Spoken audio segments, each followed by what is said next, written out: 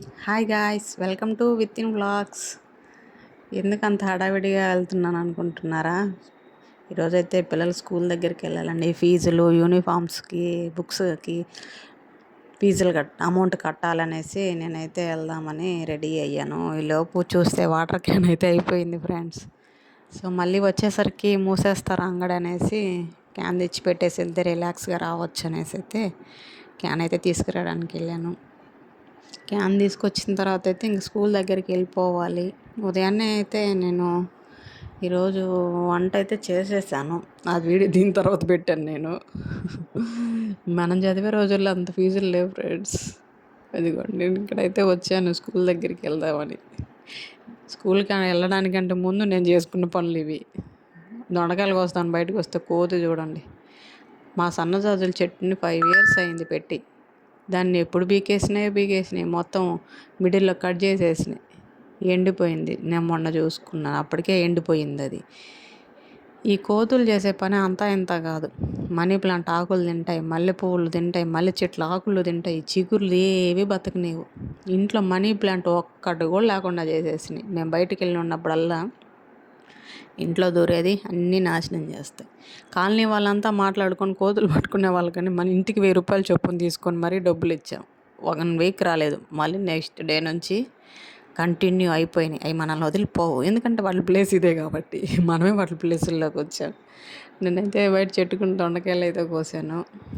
మా వరకు సరిపోతాయి ఫ్రెండ్స్, మా వరకు అయితే వచ్చేస్తాయి. బయట మాకు రోడ్డు వైపున ఖాళీ ప్లేస్ ఉంది, అక్కడైతే వేసాను. ఆ చెట్టు వేసి కూడా 3 years అయిపోయింది. కట్ చేసే కొంది వస్తూ ఉంటుంది. ఇక్కడ పక్కన పనావిడైతే వచ్చి మాట్లాడుతుంది. ఏం చేస్తున్నావు అంటే దొండకాయలు కోస్తున్నానని చెప్తున్నాను. అదే చెప్తుంది ఆమె. ఇంకా వెళ్ళి ఇంకైతే నేను ఇంట్లోకి వెళ్ళేసి ఇంక వంట చేయాలి ఫ్రెండ్స్. ఇదిగోండి, ఇన్ని కాయలు అయితే వచ్చినాయి. ఇవి మాకైతే సరిపోతాయి ఫ్రెండ్స్, ఒక పూటకి వస్తాయి. నైట్ టైం ఎలాగో టిఫినే తింటాం కాబట్టి ఒక పూటకైతే ఇవి సరిపోతాయి. దొండకాయ అయితే పులుసు చేసేస్తున్నా.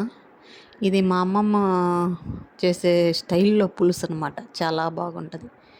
నేను చిన్నప్పటి నుంచి మా అమ్మమ్మ దగ్గరే ఉండి పెరిగాను. అప్పుడు సో అమ్మమ్మ అంటే బాగా ఇష్టం. సో అప్పుడు మా అమ్మమ్మ అయితే లేదు, చనిపోయారు. ఇంతకీ నా పేరు మీకు చెప్పనే లేదు. నా పేరైతే విజయ. ఇప్పుడు చెప్తున్నాను నా పేరు మీకు. ఇక్కడ వంట అయితే స్టార్ట్ చేస్తున్నా. ఒక పక్క పిల్లలు రెడీ అవుతున్నారు. ముందు వంట చేసి పంపించేస్తే వాళ్ళు అటు ఇటుగా, మనం అటు ఇటు వెళ్ళినా కూడా ఇబ్బంది ఉండదు. లేదు పెట్టలేదు అనుకోండి, నాకు తలలో టెన్షన్ అనమాట. క్యారేజ్ లేట్ అయిపోతుందని. క్యారేజ్ పెట్టేసాను అనుకోండి, రిలాక్స్గా కొంచెం 5 minutes లేట్ అయినా నేను వెళ్ళి నా పని నేను చేసేసుకోవచ్చు కదా. సో అందుకనైతే ఒక పక్కన రైస్ పెట్టాను, ఇంకో పక్కన కర్రీ పెట్టేశాను. సో అవి ఆనియన్స్ అవి వేస్తున్నాను. అవి ఫ్రై అయిపోయే లోపల వెజిటేబుల్స్ కట్ చేసుకోవచ్చు కదా. మళ్ళీ దానికోసం సపరేట్గా కూర్చొని కట్ చేసి చేయడం ఎందుకనేసి ఒకేసారి అయితే అక్కడే గ్యాస్ దగ్గరే నిలబడైతే కట్ చేసుకుంటాను.